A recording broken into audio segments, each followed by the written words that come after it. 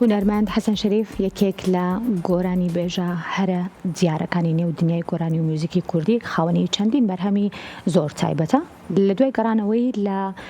بە بڵێن دەرەوەی وڵاتەوە لە کۆنگرێکی ڕۆژنامەوانیە ئاماژەی بەوە کرد کە لە ئایندەیەکی نزیکە ئالبومێکی خۆی بە ستایلێکی جیاواز و بە چەندین گۆرانی تایبەتەوە پێشکەش بە هەوادارانی ئەکات.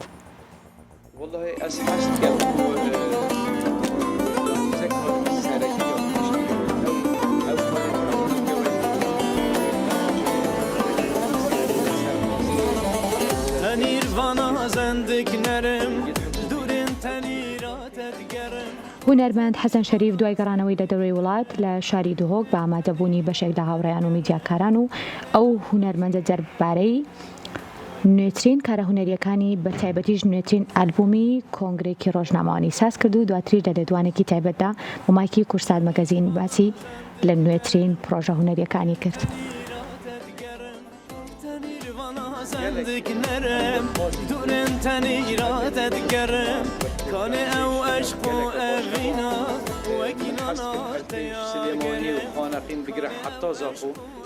بله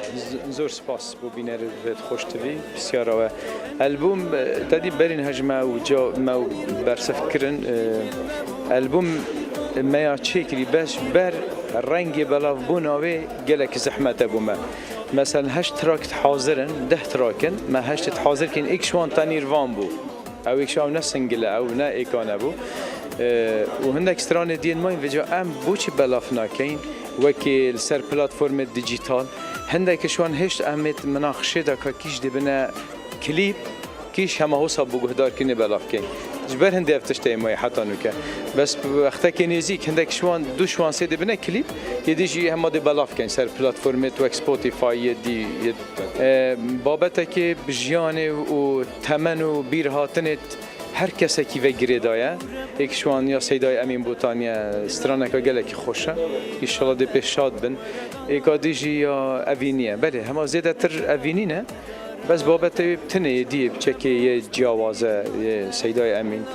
بجیان هر کسی که به دنیای گیره دایه تشتاق بطیبت یک کرد بحث یادگاریه کت کت بیر هاتنه کت کت